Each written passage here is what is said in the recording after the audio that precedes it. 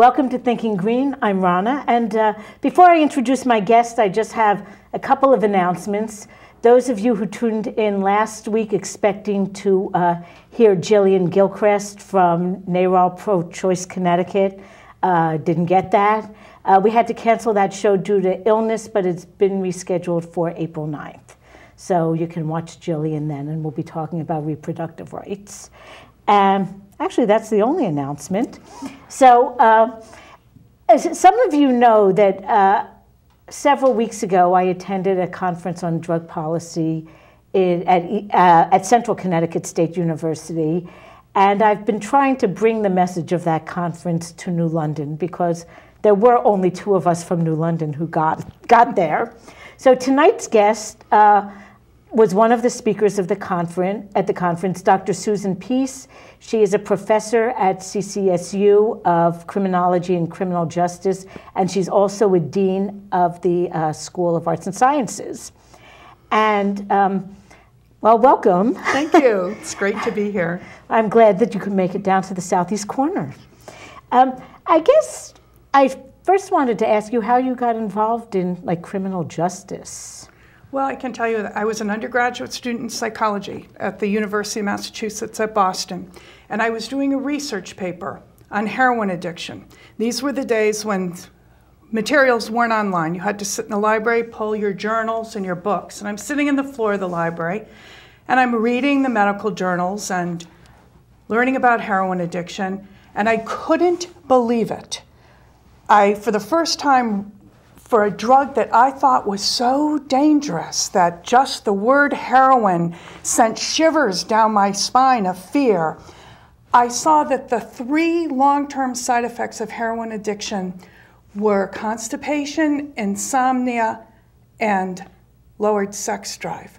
And I kept looking at the journals, and I kept looking at the data and going, how can this be? Now, it is a drug that's addictive, so that if you don't have it, you might be feeling some nausea, some chills, a little case of the flu. But I thought, but this is not a dangerous drug. This is not a drug that makes people crazy. They don't lose their mind. And I felt cheated, like that I had been lied to my whole life, and I kind of set out to learn the truth about drugs and then became interested in the criminal justice system. So I did an internship as a senior, as a juvenile probation officer in Dorchester District Court, and it was an unbelievable experience for me, working in Dorchester, and a white girl from the suburbs, and I got quite an education, and thought that criminal justice, particularly probation, was the place that brought all the disciplines together: psychology, political science, economics, law, sociology. It was such an exciting place to be. You're dealing with judges, lawyers, kids, parents. You had to find treatment facilities for the kids in trouble, and then the rest was just history. And so you went on and continued your master's from Northeastern and a PhD in criminology from the Florida State University, and this is my 30th year now in higher education. They say never had a real job. Well, sounds like a real job to me. What I thought we'd start out doing is talking a little bit about the history of drug policy in the United States. And the reason is we've had several shows about drug policy, and I think a lot of the viewers don't really understand how we got to where we are. And we've had callers who said, oh, you sound so cynical. And I just thought it would be a good idea to start out with a little bit of background of where we were and where we are now, and how we got to where we are. Right, sure. Well, when I did that research paper, I asked myself the same question. So how could this happen? And so I did some more research, and I learned that our founding fathers never considered that, never dealt with the issue of drugs and whether or not the citizens were going to take drugs, because I don't think it ever occurred to folks when they were writing the Constitution and the Bill of Rights that the government would ever tell people what they could and couldn't put in their bodies. But there were some old laws about public drunkenness. They didn't care that you drank, but the Puritans liked people to work, and they didn't want drinking to interfere with work. So there were some laws on public drunkenness. Now, in about the 1800s, we had patent medicines that contained laudanum, which is an opiate. And these patent medicines were sold through the Sears Roebuck catalog, and folks who bought these medicines tended to be white middle-class women. And they took the medicines, you know, when they were feeling sick. And what was interesting, of course, is they were probably addicted to the laudanum. And then when they stopped taking their medicine, they would start to get a little diarrhea, feel a little nauseous, get some chills. So I need some of my medicine. So we had maybe 5% of middle-class housewives addicted to opium at the turn of the century. Also, at the same time, we had or a little bit earlier, during the Civil War, morphine had been discovered and the hypodermic needle. And we know that morphine was an effective way to relieve pain for soldiers on the battlefield, and the hypodermic needle was a really efficient way to deliver that medicine, and it also treated dysentery, the soldier's disease. So morphine was a very popular drug during the Civil War. Many of the soldiers returned addicted to morphine, but it was freely available. They could go get it, they could purchase the hypodermic needles, they could purchase their morphine. But a third thing was also occurring during this same period, and that was Vanderbilt building the Transcontinental Railway. At that time, there were no white workers who wanted to build the railroads. You have to understand, they had to go through the deserts. They had to cross ravines, mountainous ravines. It was dangerous. There were poisonous snakes. The Native Americans were not particularly welcoming to the folks building the railroad through their land. Yes, they didn't think this was such a good idea, particularly since they had settled on the land first. So these workers came from China. They were going to just work on the railroad, earn enough money, and go home to China. But they brought with them the custom of smoking opium.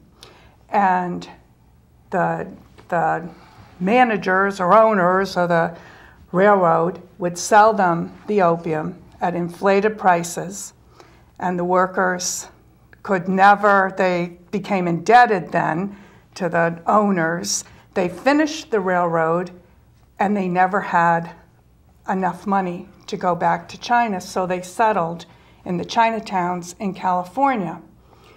Now, folks were kind of irritated by this. They really didn't want the Chinese in these communities. And one way you can kind of control a group that you're not really crazy about having in your neighborhood is to pass laws that criminalize their behavior. And hence, these were the first drug laws passed in America, were in California, that controlled opium smoking of the Chinese. Now, when was this? This was about the turn of the century, the late 1800s. Now, was opium in the form of laudanum still available? Yes. So that was kind of separate. So the women were still buying their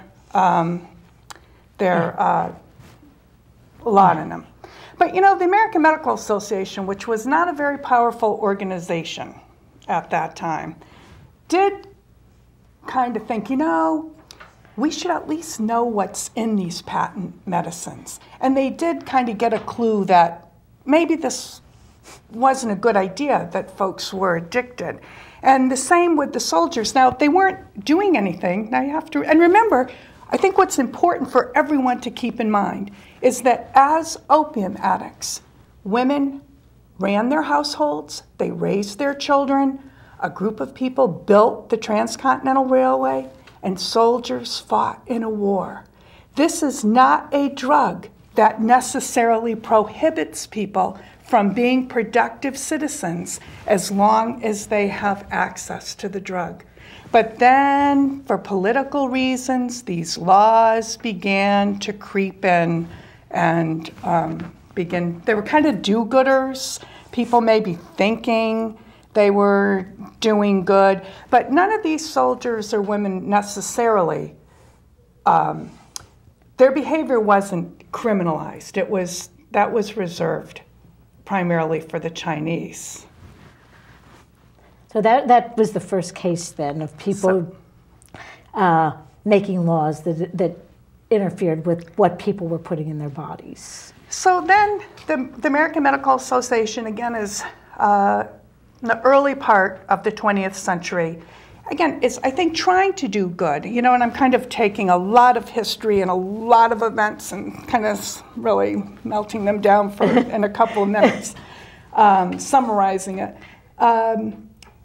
And they wanted to have some control. They wanted the federal government to exert some control over ingredients that could be put in these drugs and who could sell them. And one of the other drugs, of course, that was available and freely available in the early part of the century was cocaine, and Coca-Cola was one of the main ingredients in Coca-Cola.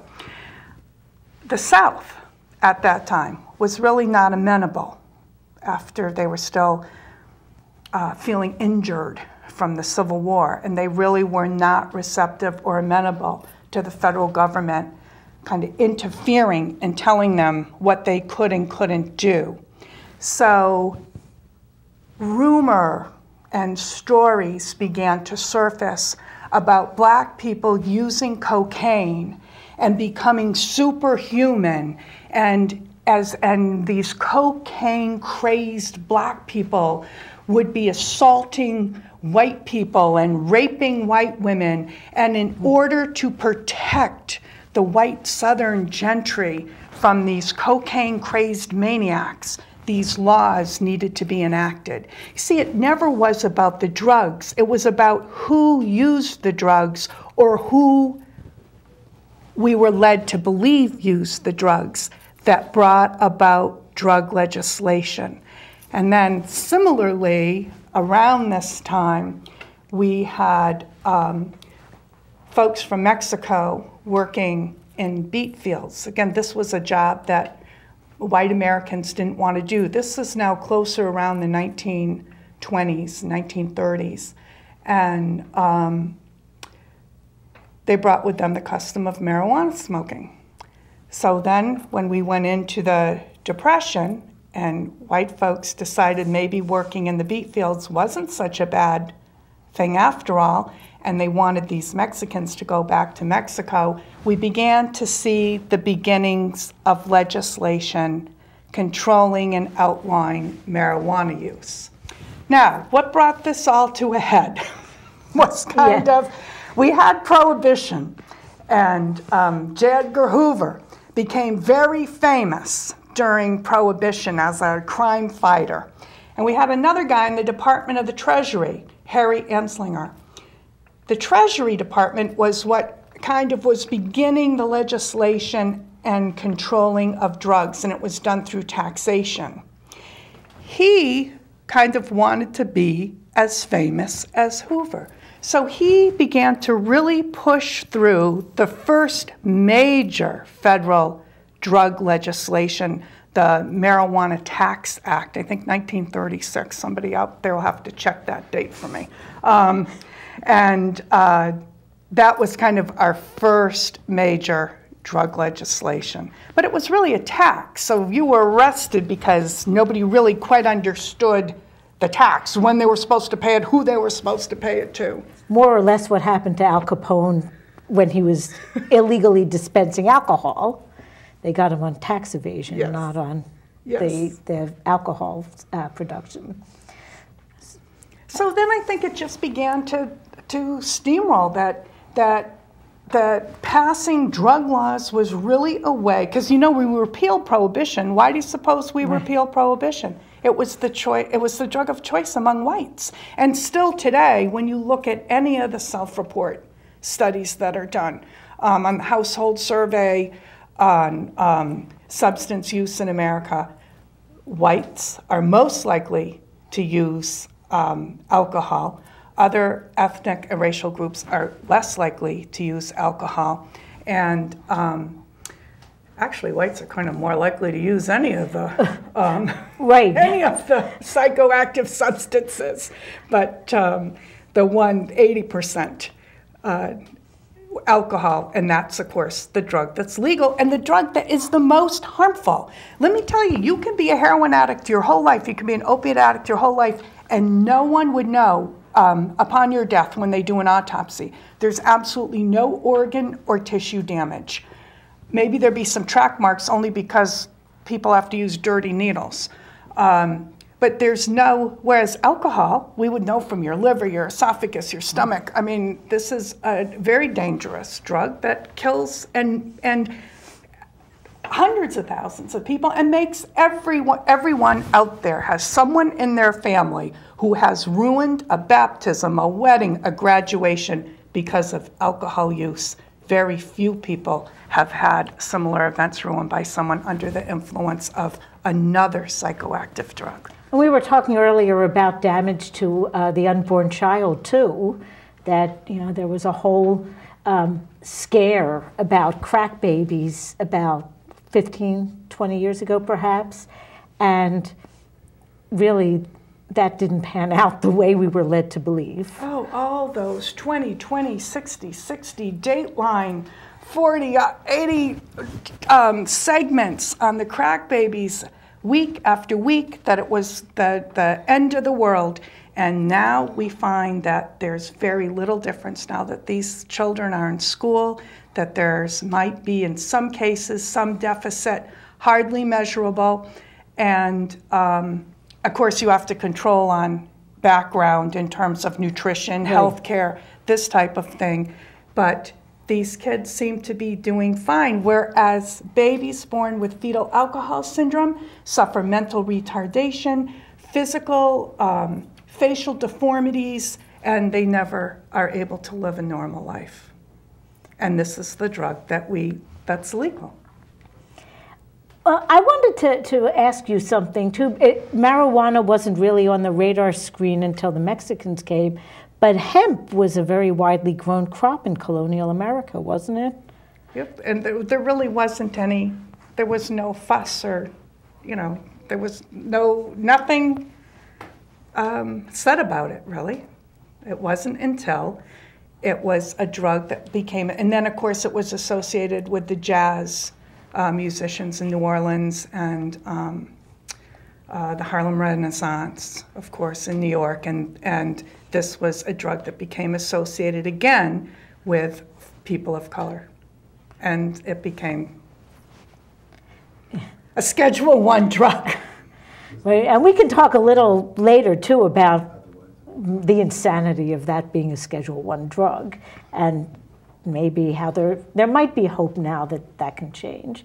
Okay, so we're in the 30s, and marijuana has been villainized, and now it didn't just become taxed, though. It became really criminalized. Well, what happened was, and the same became true with the opiates when they became taxed, and then folks were kind of confused about whether they could dispense the opiates to curable addicts or uncurable addicts, the medical profession. They weren't quite sure. The laws were very complicated. It was legal, but there was a crazy tax structure and who could get it and who couldn't. And I think it was like in 1925 we had 25% of people who serving time in federal prison were pharmacists and doctors. This was insane. So what they did was they stopped dispensing it. And really, it wasn't until the 1940s that some of the more modern drug laws were put in place. And then, of course, 1970 was when we really got tough on drugs with the Substance Abuse Control Act of 1970. That's when the drugs became scheduled, and we said we're going to really get serious about this. Now, what was the motivation? Were there more drug problems in 1969 than there had been in 1937 or in 1911 or... I don't know. I always say I think it was all those hippies in the 60s, all those anti-war protesters. I think I recall Richard Nixon making some comment about running hippies over with your cars. And at that time, I was, in my late teens, and it is true that you almost felt as though the government was at war with our whole generation. Yes. So maybe that was part of it. I really think that was, and it's so easy to make that argument, because I can't sit here and say to folks, drugs are good. Well, I can't say that, but the laws are worse. The laws are worse than the drugs themselves. So it's hard to be someone who's for drugs, and it's easy to say, well, marijuana, I'm sure, can cause some lung cancer, and they say maybe it can do a little short-term memory deficit, although I really haven't seen any really good studies on that. But, and cocaine certainly is not something that makes you healthy, but, something neither is Haagen-Dazs ice cream or other high cholesterol food that kills, clogs your arteries and kills folks. So I think I really would like the government not to protect me from myself. I mean, if I choose to use these drugs and if I do so in a manner that doesn't hurt anyone else, I don't understand why sending me to jail how that protects society. It just seems to me like it's a big cost to society. I would rather that the government spent time protecting me from the dangerous behaviors of others. And if others commit acts of violence or whatever under the influence of drugs, that isn't a good thing, and those folks should be reprimanded. Sure. But people commit acts of violence not under the influence of drugs either. I'm not so sure there's necessarily a relationship, unless, of course, it's an act of violence to get a drug, which is illegal. And if it weren't illegal, I would not be committing this act of violence to get the drug.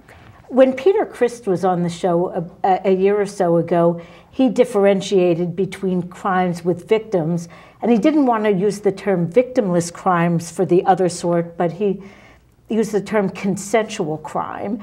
And I have to say, from my front porch, I see a lot of these consensual crimes where you have a rendezvous between two cars and one person hands over money and the other person hands over a package, and they both walk away happy.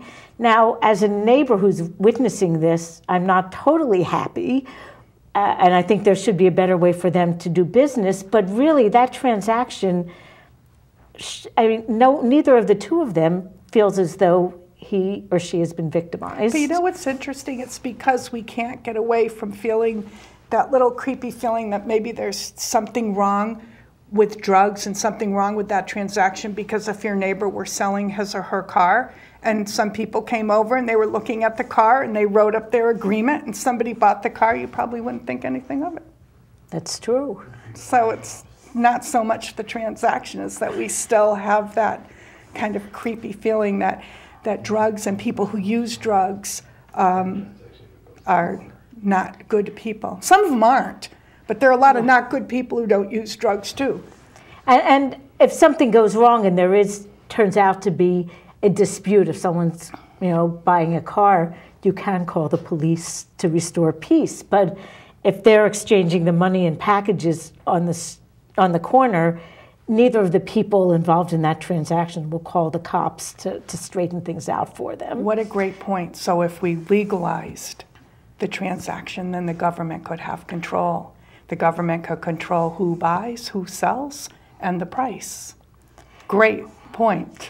Well, let's talk just a little bit about the war on drugs and how that, you mentioned that in 1970 things became much more draconian. Well, and then in the 80s, it was like all-out hysteria with the cocaine and the war on cocaine, and that cocaine was going to bring the country down. I don't think at any time we've ever had, I don't want to be incorrect to make my point, so I'm going to say maybe 3% of people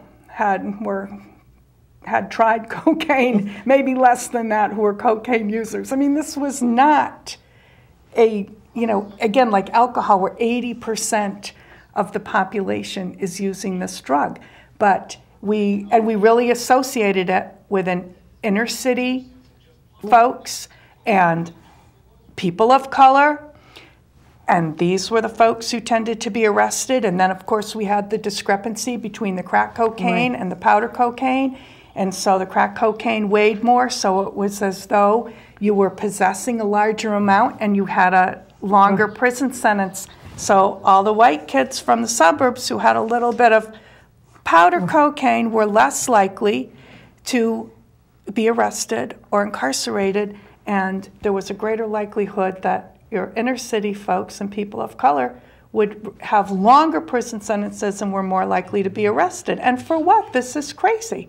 I think you heard me say that when I had this talk with my son about drugs, at that age, when I had to talk to him about drugs, sex, and rock and roll, and I said, honey, I don't want you to use drugs. I mean, it's not like I'm trying to say to him they're healthy or that it's a good thing. And my son was an athlete, he was a big basketball player, golf, soccer. And, if you want to be healthy and strong, this isn't the way to go. But if you do use drugs and if you do get addicted, we're so privileged because I can get you drug treatment. And there's great drug treatment programs out there. They're effective. You can go into recovery. You can live a productive life. But if you are arrested, if the criminal justice system gets their hands on you and you go to jail, your life's ruined. And there is no rehabilitation. There is no coming back.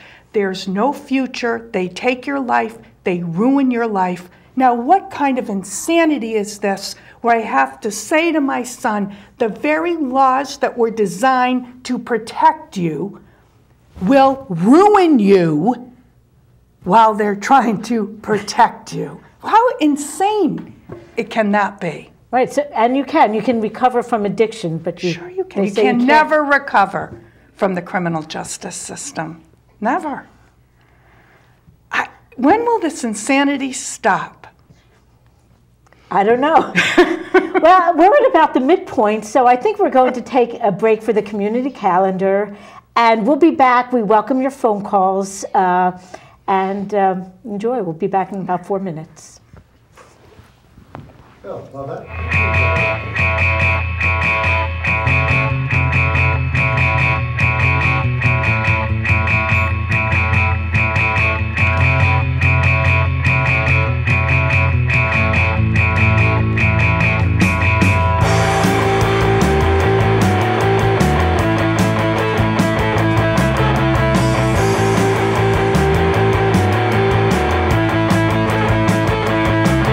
We're waiting for a latex superhero.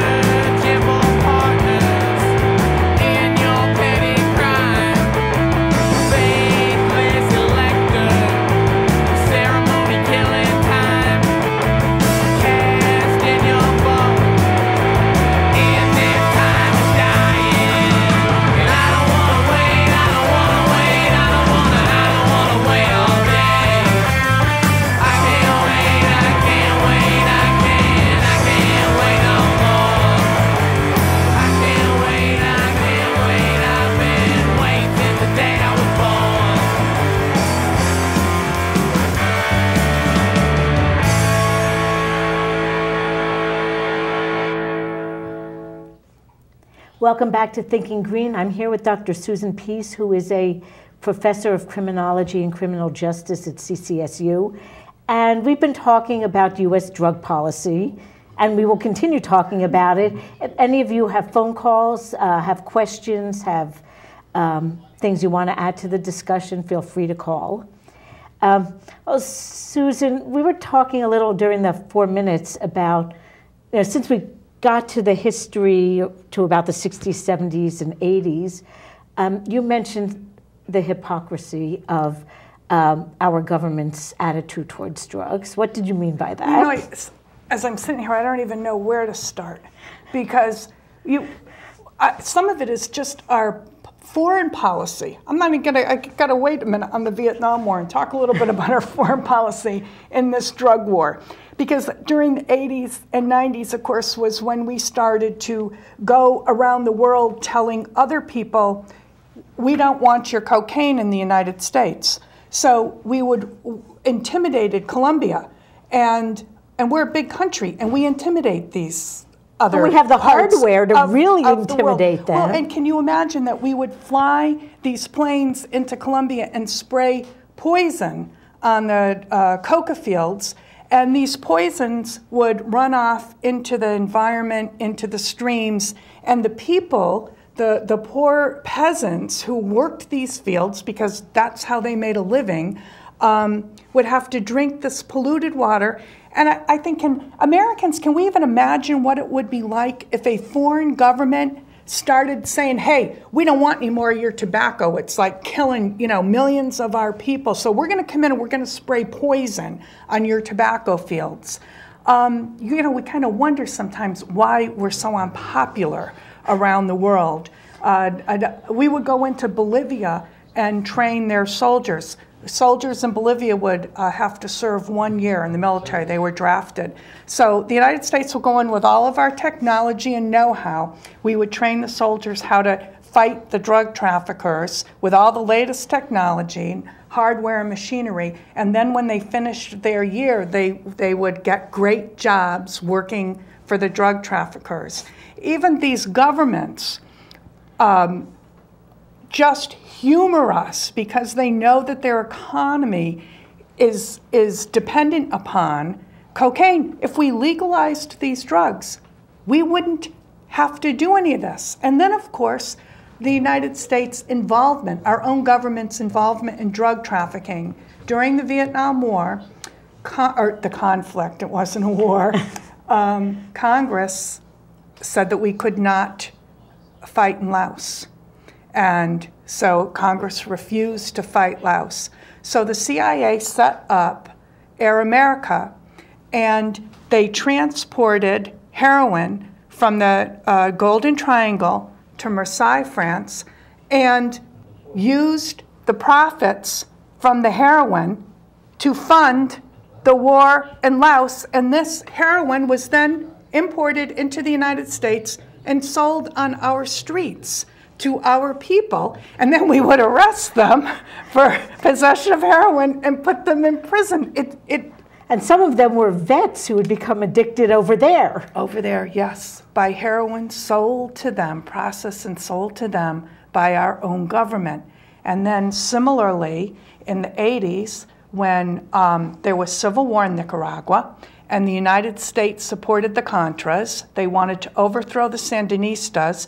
Congress refused to fund the conflict in Nicaragua. And again, cocaine was actually transported through Panama with help from our friend Noriega at that time, helped us transport the cocaine through Panama. Again, that was sold in the United States, the profits used to fund the Contras. And then we also know, of course, the Iran-Contra story, but that was the weapons, cash for weapons, but there was also the cash for cocaine. And I'm not just a crazy person who dreamed this up lying on the beach. You can find this in the congressional record. I mean, all of this I just read in the congressional record, but you have to read the congressional record. There's documentation of both Air America and the illegal, or I can't say illegal because the government makes the law. So I mean, they do what they're. It's not illegal, I guess, if they don't arrest themselves. But there's documentation of the government being involved in heroin trafficking and in cocaine trafficking. So, and it's, the point has been made that the upper level people in the expensive suits are generally not the ones who go to jail. Well, that's in most cases. That's true. I mean, we were talking that so many of us are victims now of the scandals on Wall Street. We're all crime victims, and I'm dying to see how many of those folks get paraded on the perp walk and actually go to jail. Probably not too many. If we're worried about our protection and security, we need to really be thinking about what folks in the upper 1% class are doing, rather than kind of what these kids out there smoking a little marijuana probably aren't much of a threat to our protection and security. And you mentioned, that spraying the poisons in Colombia, and we've heard of other places where, we've sprayed poisons to defoliate other countries. And I keep coming back to this paradox. I can't figure out how any government can make a plant illegal. I mean, perhaps the idea of refining a plant, can be regulated as alcohol is regulated. But the idea of just saying a coca plant or a cannabis plant or an opium poppy is an illegal entity, I just don't get it. Oh, well, you and me both. But unfortunately, we have people in prison because these plants have been determined to be illegal. And we have to remember, these laws were passed not to protect the health and safety of citizens, but as a way to control and criminalize behavior of classes of people we did not particularly like at that time. So bringing us to the present day, what's happening now? Well, it's interesting because it's kind of quiet.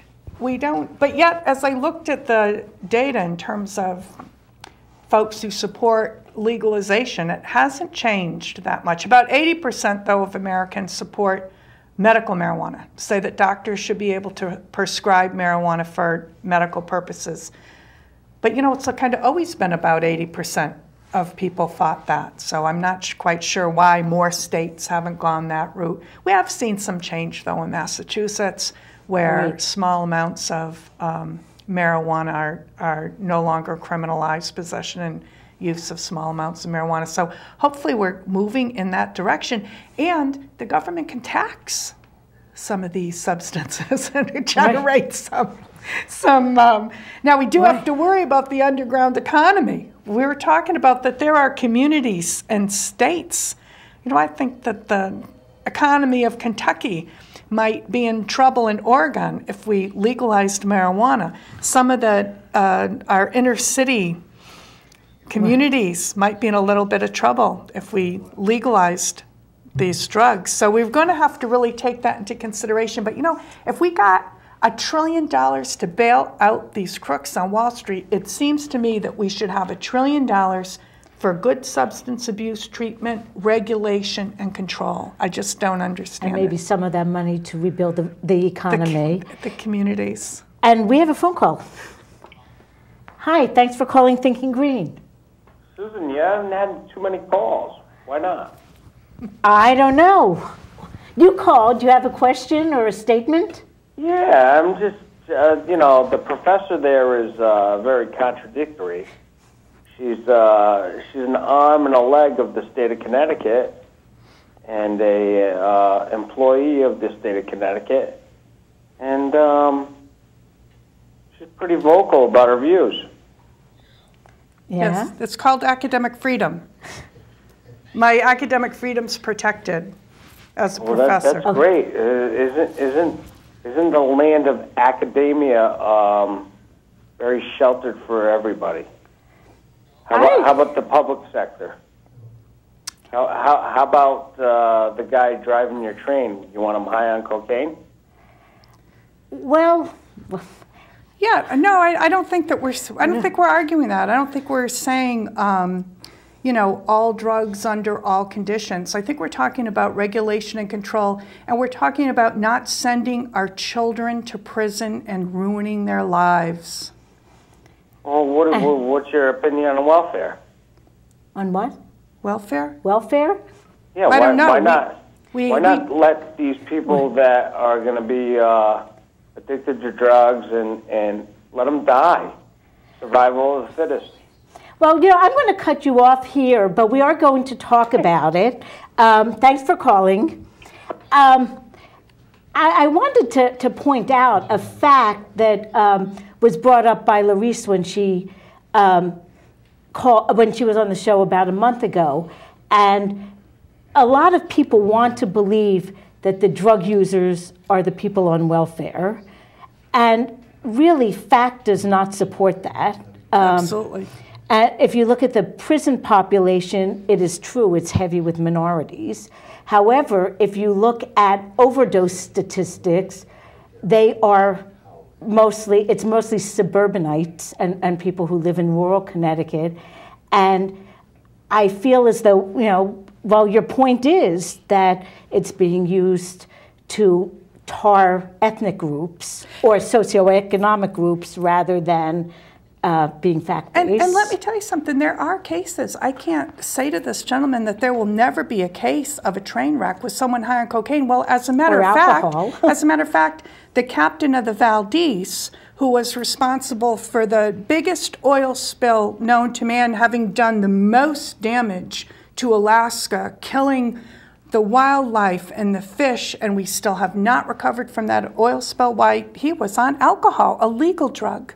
So, you know, we can't guarantee that people will always use psychoactive drugs responsibly, but I wonder, why do we pick cocaine versus alcohol? And I certainly don't want anyone flying the plane or driving the train or being captain of the ship under the influence of alcohol. I'll tell you that right now. Although I tell people that if caffeine ever became illegal, you know, a lot of us would be in trouble. You know, there are huge numbers of Americans who are addicted to caffeine, and for the most part, it doesn't interfere with our daily life. But if we miss a day, we feel kind of crummy. Yeah, yeah. So it's. So I think your point is largely that it isn't just the use of the drugs that is problematic, and we can deal with educating people and treating people better if it's not illegal. Well, absolutely, which they do in Canada, in Europe. The European nations in Canada look at us kind of like, what is wrong with you folks, that you criminalize substance abuse? There's a treatment model and harm reduction in all of the European countries in Canada. We're kind of a little behind everyone else. So I know the answer to this question, but I will ask you. For all of our criminalization of drugs, do we have less drug use in the United States than other places? No, absolutely not. And those countries, like the Netherlands, where they're pretty loose in terms of, or pretty, not very strict, do not have greater. Look, alcohol is legal. You and I are sitting here right now not under the influence of alcohol or nicotine. I don't smoke. It's a legal drug. I think this idea that if you make it legal, we're all going to run out and use cocaine or heroin is just irrational.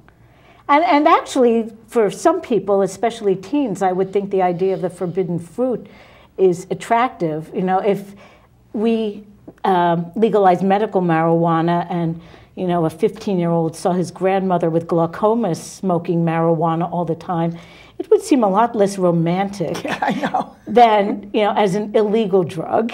That's another interesting point about the children and kind of this 100-foot law too. Is I asked my students 30 years now, how many of them were ever approached in the schoolyard by someone saying, "Come here, little boy, come here, little girl, I have something for you, it's called drugs." Was that how they were introduced, or were they at a party and somebody was smoking and they said, "Can I try some? Please, please, please, give me some, give me some." I mean, this idea that there are folks out there trying to seduce our children into using drugs is ludicrous. What happens is exactly what you said. The kids, they romanticize it. They're out with their peers. They see someone else doing it. They ask, "I want to try it. I want to try it." It's not a matter of just saying no. No one wants to give away their drugs for free to everyone at the party. People are asking, "Please, would you give me some?" And for that matter, a lot of teens will tell you that it is easier to buy pot than it is to buy alcohol, because package store owners can lose their license if they sell to minors. Right. But if you go to the person selling on a corner, maybe my corner, they're not going to ask you to pull out an ID. They'll just hand over the drugs if you have the money. And we've given up that kind of legal control of who has access to the substances by taking the law out of it completely, except to incarcerate. Right, right, to incarcerate. If they would just legislate and control, we could make some money. And tax maybe as well. That's what I mean, tax and make some money. And teach folks how to use responsibly if they're going to use. That's another fallacy, is this idea that there are many people actually who use opiates who never get addicted. Just like there are many people who use alcohol and never get addicted. Some people use alcohol, they do get addicted. Many people use cocaine, never get addicted, just use it recreationally. So we also have this misconception that, don't try it just once. Well, that's not really true. We don't always differentiate very well among use, abuse, and addiction, Yes. and they all are all quite different. Well, we only have about 5 minutes left, and I thought I'd ask you about what kind of things work for treatment. If we diverted some money from the criminal justice system to the medical system to deal with people who are having problems with addiction, what kind of models work? I think substance abuse treatment can work. And I'm most familiar and a proponent of therapeutic communities. I do think that folks who are addicted probably need